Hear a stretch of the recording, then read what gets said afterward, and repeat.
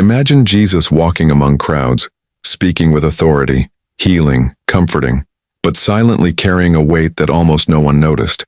People saw the power, but they didn't see the heavy heart, the loneliness of someone who transforms the world while feeling the weight of heaven on his shoulders. It is precisely this tension that opens the door to understanding George Whitefield, a man whose voice shook nations, but whose inner self was marked by pains that his own followers never imagined. Whitefield lived a profound paradox. The more America and England cheered him, the more his heart was pressured by expectations that exceeded human limits. He preached to crowds of tens of thousands, changed the course of entire cities, but paid for it with nights of solitude, extreme physical exhaustion, and an almost unbearable spiritual pressure. It's easy to admire the preacher who shook continents. It's difficult to see the price that this impact demanded of the man behind the voice. There's a rarely discussed spiritual dynamic. Leaders who carry a prophetic calling become recipients of hope, and also of anguish. People expect healing, direction, transformation from them, and without realizing it, they unload the weight of their own pain onto these leaders. Whitefield absorbed this to a degree that few in history have ever experienced. That's why the Bible gives us an honest mirror. Jesus weeping at Lazarus's tomb, Jesus in agony in Gethsemane, moments where the public saw power, but the private groaned under a burden that no one else could bear. And that's precisely what this video will reveal.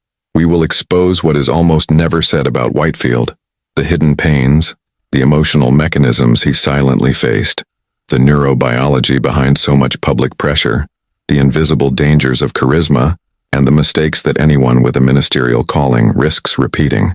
But we will also offer practical paths for those who wish to live spiritual passion without destroying their soul, body, and relationships in the process.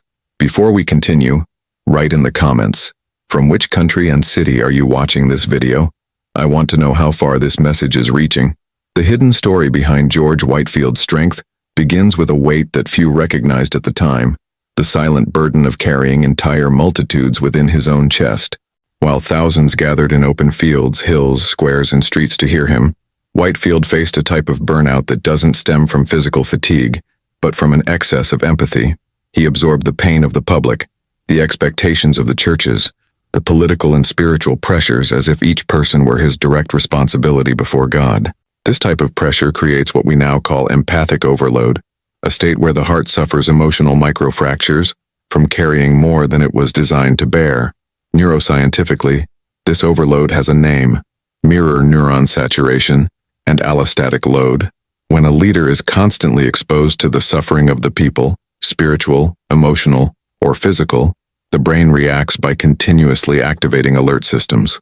This raises cortisol levels, erodes emotional resilience, and accelerates internal exhaustion, even if outwardly Whitefield seemed invincible.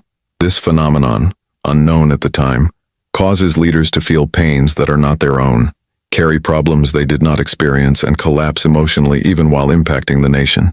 Whitefield, silently, experienced this exhaustion with every sermon. And perhaps the most counterintuitive revelation is this: the greater the influence, the greater the volume of trauma projected onto you. Whitefield was loved by multitudes, but love doesn't always heal.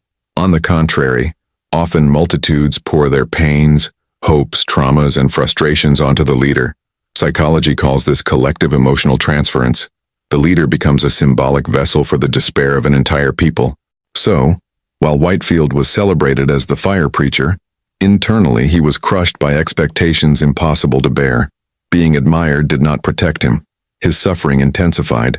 But there is a practical way out: boundary architecture, a discipline Whitefield didn't have the opportunity to learn but which you can apply. These are small daily rituals to contain the emotional outpouring, clear boundaries in counseling hours, defined windows for mental rest, small somatic resets between meetings, and a routine of separating what is mine from what belongs to others. These practices prevent the heart from continuously absorbing the pain of others. Whitefield lacked this knowledge, so his soul bled in the silence of responsibility. The best image for this chapter is simple, painful, and true: a chalice filled to the brim.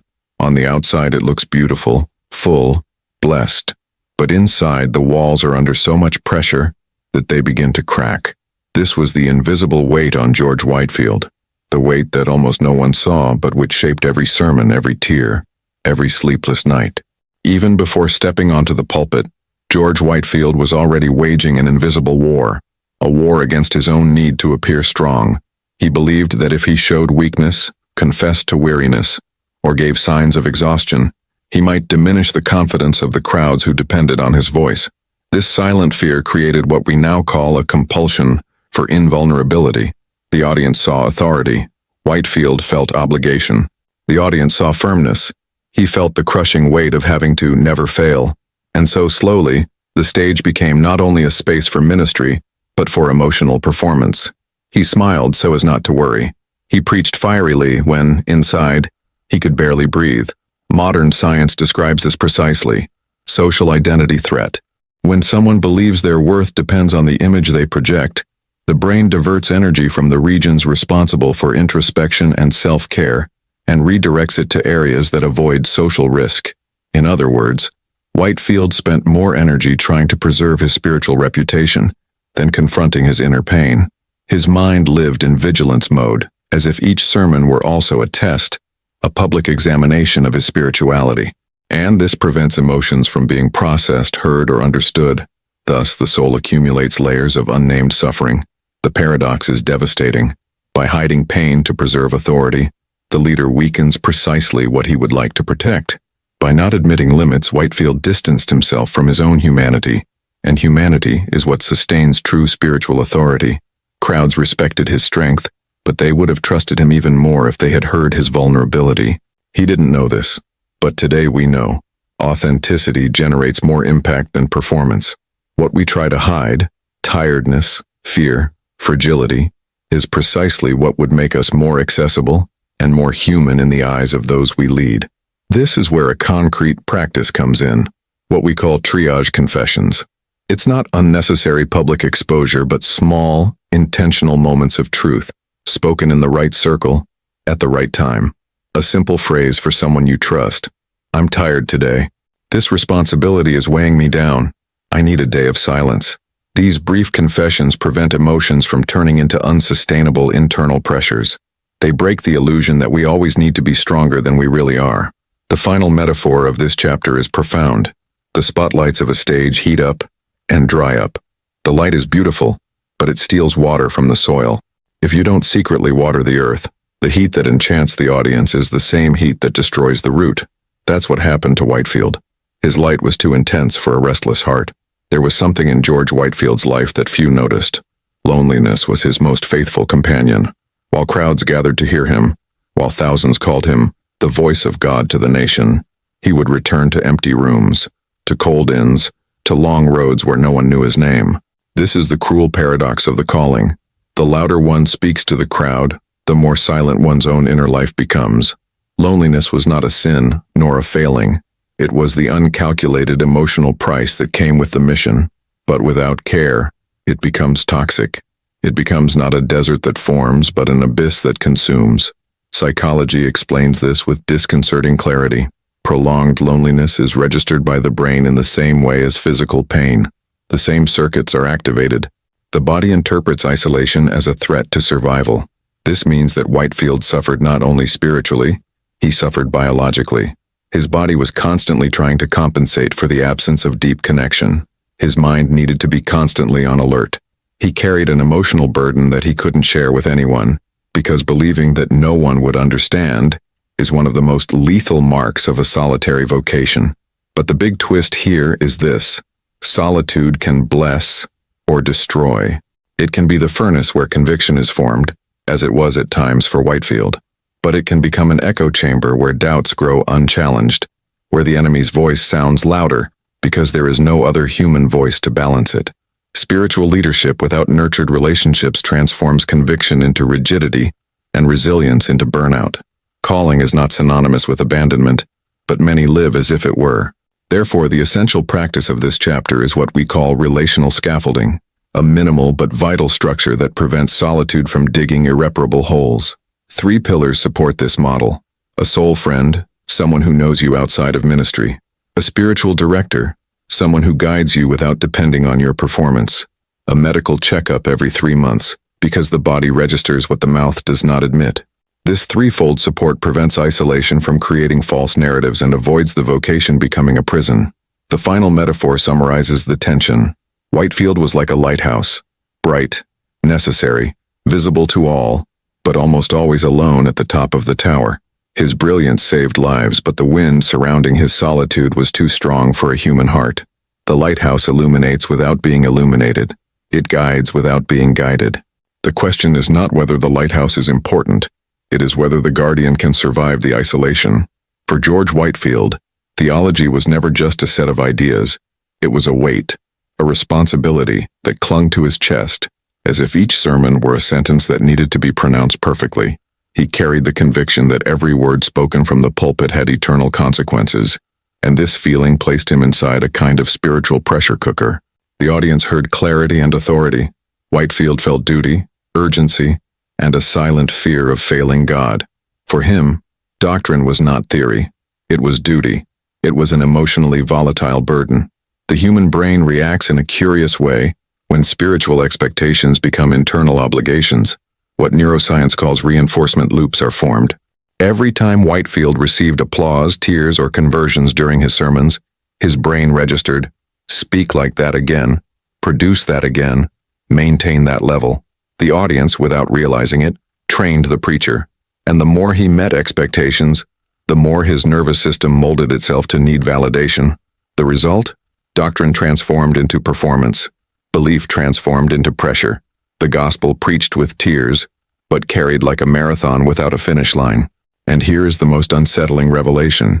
Doctrinal certainty can become an emotional prison. When Whitefield realized that people always expected the same tone, the same authority, the same intensity from him, the temptation was to fabricate firmness even when his soul was exhausted. The problem wasn't theology. The problem was the unconscious expectation of never showing weakness. So he began repeating phrases, styles, and emphases that produced results, not necessarily because they were the fresh voice of the Spirit, but because they were what worked. That's the risk. Theology can stop transforming and start hardening. Therefore, the practice proposed in this chapter is the posture of questioning, a small weekly ritual that consists of reviewing, for just 10 minutes, what you have taught or believed in recent days, and asking, does this liberate or oppress? Does this stem from faith or fear? Does this form disciples or merely repeat traditions? These three questions open windows, vents, small cracks within the doctrinal pressure. They allow the preacher, or anyone, to perceive where they are preaching out of conviction and where they are preaching out of conditioning. The final metaphor is simple but profound. A bell that is always struck in the same spot loses its sonic richness. It continues to ring, but its sound becomes impoverished, predictable, hollow. Whitefield knew this, but he didn't know how to interrupt the cycle. His gift resonated loudly, but his heart paid the price. The question that remains is not about the beauty of his theology, that is undeniable, but about the weight he carried for always keeping it perfect. The pressure cooker worked, but it also burned out. Behind George Whitefield's eloquence was a body that, little by little, wore down like a rope stretched beyond its limit. The crowd saw the strength of his voice, the energy of his gestures, the tireless passion. What no one saw were the constant pains, the sleepless nights, the heavy breathing, and the fatigue that seeped through his bones like silent rust. He didn't just preach, he carried the physiological weight of moving entire nations with his own breath, and this exacted a price that the spirituality of the time didn't know how to recognize. His body spoke, but he couldn't stop to listen to it. Modern science calls this psychoneuroimmunology, the study of how emotions, stress, and spirituality affect the nervous, immune, and cardiac systems. Whitefield experienced this phenomenon without naming it. Each fiery sermon triggered adrenaline spikes. Each criticism, each trip, each responsibility activated the stress axis. Each public expectation generated micro-discharges of cortisol that, repeated for decades, wear down the heart, immunity, and sleep. It was like trying to carry fire in your hands without dropping it. The flame illuminated his world, but it also burned him. What few realize is the brutal inversion of this story. It's not the lack of fervor that destroys a minister. It's fervor without bodily care. Whitefield believed that resisting wear and tear was proof of holiness, but the body doesn't work that way. Spirituality without rest doesn't generate revival. It generates collapse. The body keeps score of what the mind refuses to admit. If the preacher pushes too hard, the body breaks. If the leader ignores signs of fatigue, the heart exacts interest. And if the servant insists on saving the world without pausing to breathe, the world finds another servant. And that body, that heart, that vessel, doesn't recover. Therefore, this chapter offers a simple but transformative practice. The daily somatic check-in. 3 minutes, twice a day. Relax your shoulders. Relax your jaw. Breathe deeply for 6 seconds. Notice where the tension is. Name it before God. This small ritual prevents the nervous system from living in a state of permanent alert and gives the body a chance to rest, something Whitefield never allowed himself. The final metaphor is powerful. A bellows that is too open only feeds the fire until it consumes the tool itself. Whitefield was that bellows, expanded to give oxygen to the revival, but never closed enough to preserve itself. He moved the fire of a generation, yes, but the cost was written on his own body. And this chapter is a reminder that the calling can be holy, but so is health. Servants burn for God, but they don't need to burn to ashes. The truth this episode reveals is simple and devastating. The power that shook America was not born from the stage, but from the pain that no one saw. George Whitefield didn't become a fiery voice because he had talent. He became one because life wounded him in ways that shaped his spiritual sensitivity and prophetic urgency. The authority of his words came from inner cracks, the kind of brokenness that doesn't appear in superficial biographies, but leaves deep marks on the spirit of those who carry a serious calling. His impact wasn't the fruit of charisma, nor mere oratorical skill. It was the fruit of a soul that knew the weight of ministry before knowing its glory. The applause of the crowds didn't heal the wounds of the journey, and public admiration didn't diminish the physical and emotional exhaustion that followed him like a shadow. The fire that ignited a generation was secretly sustained by suffering that no one dared to see. And this is the profound paradox. His pain didn't disqualify him. It purified his message. His sermons were sharp because his heart was sculpted by loneliness, by exhaustion, by the nights he served beyond his human capacity. That's why her voice still echoes centuries later. Not because it was brilliant, but because it was true. Too true to be comfortable. Too painful to be ignored. And now, the mirror turns back to us. If we admire the impact, we need to acknowledge the price. If we seek depth, we need to honor the process. If we wish to carry a flame, we need to care for the vessel God uses to sustain it. Because there is no influence without cost, but there is a cost that destroys, and a cost that matures.